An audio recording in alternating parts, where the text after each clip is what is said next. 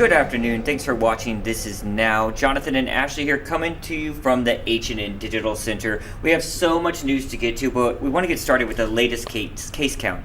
The state is reporting 20 new COVID infections today and no new deaths. The count includes 5 cases on the Big Island, 1 on Kauai, 3 on Maui, 9 on Oahu, 2 out of state, and 4 of those cases are probable. The State Department of Health just confirmed about an hour ago that the more contagious Delta variant is spreading in the state. Here's Dr. Edward Desmond. He's the administrator of the State Laboratories Division. We think that we have found community spread of the virus here in Oahu. And so we were, as I mentioned, looking at something that happened 3 weeks ago. So we think that probably during the ensuing 3 weeks, it has spread even further. Health officials say there were 3 cases of the Delta variant associated with travel from the mainland. 2 of those cases were detected on Oahu and 1 on Hawaii Island. Lab data also found the Delta variant in an Oahu resident who had no history of travel. Officials say only 1 of the 4 individuals with the variant was fully vaccinated. They added that in the 3 travel-related cases, all household members and close contacts who were fully vaccinated tested negative. DOH says all individuals were symptomatic, but none were hospitalized. First discovered in India, the Delta variant has now been detected in nearly every state. It's more transmissible and has led to a rise in hospitalizations among unvaccinated Americans. Let me just say that Dr. Anthony Fauci was quoted today as saying that the Delta variant is the greatest threat to the nation's attempts to eliminate COVID. Well, it's increased in prevalence nationally, and now it's up to 20% on a nationwide basis. So we've seen our first case of community transmission. Absolutely, we expect to see it spread further. The pattern is that it will double in its prevalence every 2 weeks. So while recent case numbers have been encouraging, officials say they watch trends rather than single-day case counts, and they're concerned about Hawaii's vaccine demand dropping. Here's what Governor David Ige had to say. We are monitoring, and as we had stated before, when we get to 60% of our community fully vaccinated, then we would move to Tier 5, which would relax some of the restrictions and would allow for vaccinated individuals vaccinated in other states to be able to travel and not be subject to quarantine here in the state of Hawaii. We're monitoring that. The actual pace of vaccinations has slowed significantly, and so certainly I would appreciate your help in encouraging those who are not vaccinated to get vaccinated as soon as possible. We do anticipate crossing that 60% threshold. It's hard to predict exactly when that would happen because of the fact that the pace of vaccinations is actually slowing. And the number of vaccines administered in the last week is significantly lower than the number of vaccinations administered, for example, 2 weeks ago. So at last report, 57% of the state is fully vaccinated. 62% has received at least 1 dose. Nationally, the Biden administration says that it will likely fall short of the president's goal of partially vaccinating 70% of American adults by Independence Day. Meanwhile, Dr. Fauci is concerned about localized surges. But there is a danger, a real danger, that if there is a persistence of a recalcitrance to getting vaccinated, that you could see localized surges, which is the reason why I want to emphasize what all 4 of us have said. All of that is totally and completely avoidable by getting vaccinated. Lieutenant Governor Josh Green wants to drop COVID testing and quarantine for fully vaccinated Trans-Pacific travelers before the 4th of July holiday. For clarity, because I don't think we want to risk confusion, we also are seeing really steep declines in numbers of cases. COVID, our hospitals have tons of space just in case. And it's important that we begin to return to normal, but we run the risk of getting caught in limbo. The Gov has announced 60%. Which is a good decision. as a time to open up and to use people's vax cards. But we could touch 60% anytime in the next few days. And because of that announcement, we don't want to get caught flat-footed. There are going to be 120,000 plus travelers from the mainland over that long weekend. And it will be mayhem if, they all use their cards thinking that we've already changed the date and it's not happened. So it's just important to get clarification and clarity. In terms of reopening, obviously some states are much more far ahead than we are. Do you feel we're being a little too cautious, or do you feel, we're using the right amount of caution? I can accept the amount of caution we're using. I would like to see it up sooner rather than later because COVID is controlled presently and because so many people have committed to getting vaccinated. We're at 57% of our state being fully vaccinated, but we have a much higher percentage of people who are eligible to get vaccinated. That's over 2/3 fully vaccinated because there's 216,000 kids under age 12 that simply can't be vaccinated. I would worry more if we had spread, but we're okay.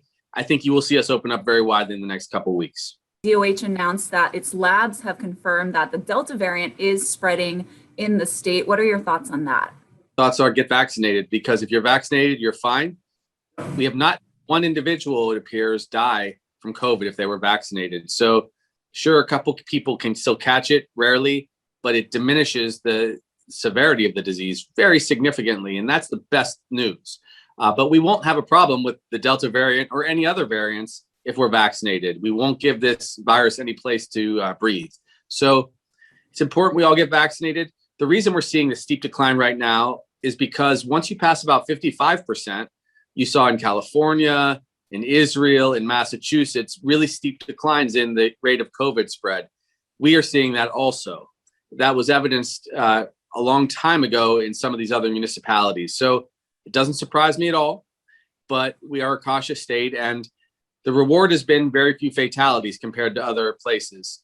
But I know people are eager to let down, the restrictions. So go get vaccinated, please. Make it easier for me to convince the gov. We heard yesterday that there have been about 224,000 people sign up through the Hi Got Vaccinated website. Is that good in your terms, or were you expecting more from this incentive program? It's good. People love free stuff in Hawaii. I mean, we love it. Free chili, free mileage, free everything. So if that's what triggers people to get vaccinated, it's great. Honestly, having seen people suffer with COVID, having had it myself, the best reward is not catching COVID. So check out this new video into our newsroom. Tell everyone here why you're doing this. Why are they doing this? Law enforcement called in to remove a maskless woman who was seen yelling on a United Airlines flight. Flight 2062 was traveling from San Fran to DKI yesterday when passengers saw this happen and captured it on cell phone video. We landed. They said that that we all need to stay seated, that there was going to be some professionals that were coming on board the plane.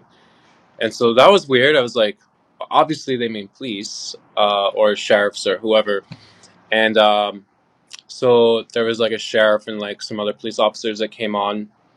And meanwhile, like I knew about this lady in the back, someone's auntie, didn't want to wear a mask while she was sleeping.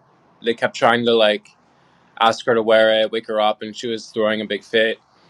Well, they like came and they were trying to like ask her to get off nicely, ask her to put her mask back on, and she wouldn't comply, like screaming, yelling, saying that like, like this isn't real, like she shouldn't have to wear a mask. And our flight was already delayed like an hour, and everyone was just like, please just put your mask on. Like, we don't want to do this. And finally they had to like grab her and pull her in the back. And I don't know, they were back there for, I don't know, we had to sit there for a good 45 minutes while they were trying to like escort her out, but she wouldn't leave. So they like held her down and then they let us all out. We've reached out to United Airlines for further details about what exactly happened here, but have yet to hear back. The video surfaces as there's a new push to punish people who cause problems on planes. A group of airline trade and labor organizations want the Justice Department to deal with the most extreme cases of unruly passengers. The coalition says the move is necessary to deter others from disrupting travel. The FAA says there's been more than 3,000 reports of unruly passengers so far this year. Many of those complaints were linked to people refusing to comply with mask rules. On Maui, a proposal to charge tourists a new fee. A councilman says other places do it, so why not Hana? Chelsea Davis explains. Off the road to Hana in East Maui is an old Hawaiian village called Ke'anai. It was once considered a hidden gem, but now it's a must-see stop for countless visitors. Known for its beautiful scenery, taro patches, and locals argue the best banana bread, Ke'anai is also experiencing a visitor boom. Our summers are normally super busy before pre-pandemic. And now it's like double. Healoha Carmichael, a born and raised Ke'anai resident, has worked at Auntie Sandy's banana bread stand for years. She says the influx in visitors this summer is taking a toll on their roads, limited number of public restrooms, and livelihoods. So we have to make signs saying, this is a street, please do not park here. And then put cones in front of people's driveways because they just block. And it's frustrating for like the taro farmers. They try to go into their farm and people are blocking. She, like many other locals, are happy to be back at work, but are begging lawmakers to help them find a balance. That is why Councilman for the district, Shane Sinensi, is suggesting a visitor impact fee. Places like the Galapagos, I mean, it's expensive to get there. But Galapagos, you would have to pay an extra $400 for impact fees. He says it could be tacked on to every airline and cruise line ticket. There would be exceptions for locals. He says the goal is to create a higher level of respect among those traveling to the islands. Making it more expensive to visit would give us maybe a visitor that would be more appreciative. Reporting from Ke'anai, Chelsea Davis, Hawaii News Now. So we've learned more about that labor shortage that's causing American Airlines to cancel hundreds of flights this summer. Here's Chris Van Cleef.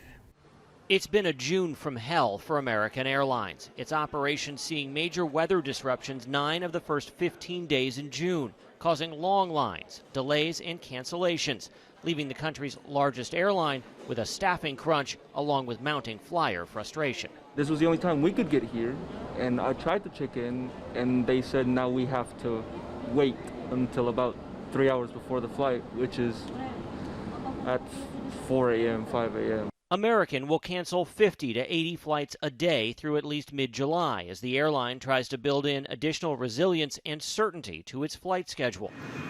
Southwest has also been hit with delays and cancellations due to weather and a 3-day series of computer issues. Monday, both airlines saw hundreds of cancellations and more than 1,000 delays. Henry Hartevelt is an airline analyst. The airlines were caught with their pants down. They scheduled too many flights, and they didn't have enough people ready to operate the flights, operate the airports, and the companies that they work with were short too. As American ramped up flights from 2,200 a day to about 5,800 this month, the TSA struggled to have enough screeners. The airline's caterer in Dallas didn't have enough drivers, and some American pilots were still in post-furlough retraining.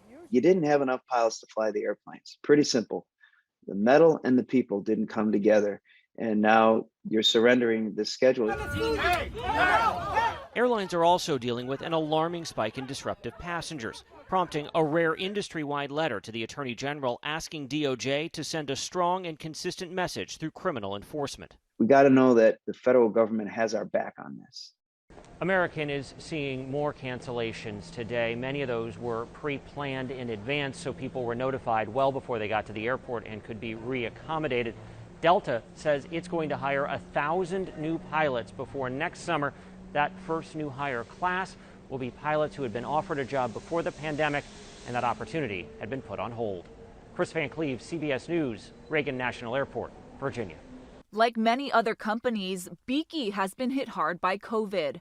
Revenues were down about 50% during the first year of the pandemic, and now they're dealing with a spike in vandalism. Sammy Solina has the latest. Now more than ever, it's important to check the Beaky app before you ride. You can see that there are multiple stations that only have a few bikes or none at all. And users said that it's been harder to catch a ride because the demand for these bikes has increased.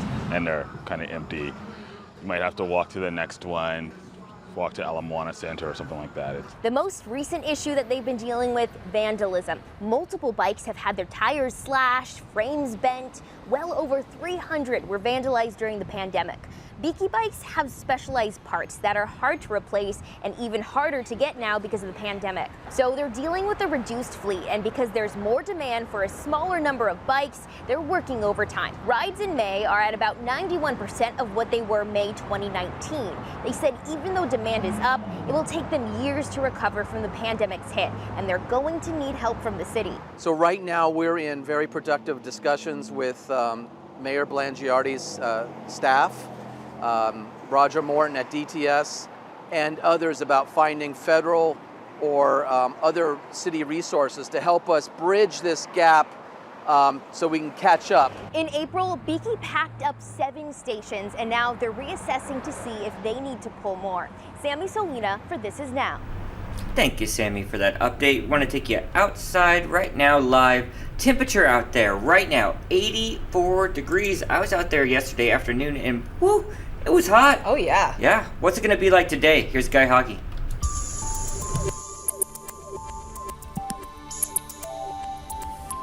How's it on this Tuesday? The weather is looking fantastic. The trade winds are still in control. They're not going to be all that strong, so it might be a little bit small and sticky for some areas. Now, rainfall will remain minimal, mainly falling in the morning hours, mainly in those windward areas. Leeward sides will remain mostly dry, except for maybe a stray shower or two. And the trade winds will be running a little stronger in Maui County and everywhere else, but still, we're talking about 10 to 15 miles an hour. And that will allow humidity levels to climb a little bit. It's going to be especially sticky over in Kona. Look at that, they got Kona winds already, and that means it's going to be maybe a day with some afternoon clouds and showers for Kona. Otherwise, we're in for a textbook trade wind weather day. Lots of sunshine by the midday, if not a little bit later than that. High temperature running into the upper 80s to near 90 degrees, so that UV index is extreme. And the alerts, there are no weather alerts because the high surf advisory has been tossed out. That south shore swell is on the way down, but that's where the waves will be best. And the country swell that came up yesterday, it came up quickly, it's going to drop just as quickly. And watch out, very fat tide this afternoon at 2.5. So we've got beautiful trade wind weather, no big significant changes or rainfall through Thursday, and then humidity levels will be climbing on Friday as we lose the trade winds for a brief time with variable winds taking over, and trade winds coming back to rescue us from the heat over the weekend. Keep it here on Hawaii News Now. We'll have all your severe weather updates. The Tokyo Olympics kick off in a month amid ongoing concerns about the pandemic. Keir Simmons has more. This morning, new posters unveiled with almost a month to go to the opening ceremony. And Seiko Hashimoto, the president of Tokyo 2020, tells us, I want the opening ceremony to shed a very warm light to the heart of everyone who is watching. Maybe not so powerful and loud, but uplifting and glorious. Local spectators will be able to attend the games, the organizing committee announced on Monday. But venues will operate at only 50% capacity, no more than 10,000 socially distanced fans per competition. Protests against the games continue, but some of the focus is now turning to the actual competition, where there is more controversy over New Zealand's decision to select weightlifter Laurel Hubbard as the world's first transgender athlete to compete for the women's team. Laurel has met all of the required criteria. She is a very dedicated and resilient athlete. She previously competed in men's events. She says she is grateful and humbled by the support. The Olympic and Paralympic Village ready to house more than 12,000 athletes and delegations from all over the world as the country partially lifts COVID restrictions and prepares for a games unlike any the world has seen. Another controversy this morning, will they serve alcohol at the venues? Keep in mind that bars across Tokyo have been closed. Of course, if you're watching at home, you can watch any way you like, cheer as much as you like, and just sit back and enjoy the sports you love. Keir Simmons, NBC News, London. We're getting excited for those Olympics right here on KHNL, That's your Olympic right. station. A lot more news to come on that in the days ahead, too. So, we're getting an idea of just how many people went shopping online yesterday for Prime Day. Data released today shows sales are set to surpass $5.6 billion. That's more than an 8.5% growth year to year. Monday's spending also blew way past the $5.1 billion consumers spent last Thanksgiving. Amazon shifted the deals slightly sooner for Prime this year, so it would fall in the typically sluggish second quarter. Did you buy anything? No, I didn't, but I will say in the last year my online spending definitely went way up because we were in the house for the pandemic, right? Yeah. So you no other way to shop, really. Yeah, I think I'm cursed. I can never find anything on sale. Well, Prime Day is a good day to check it out, but keep looking.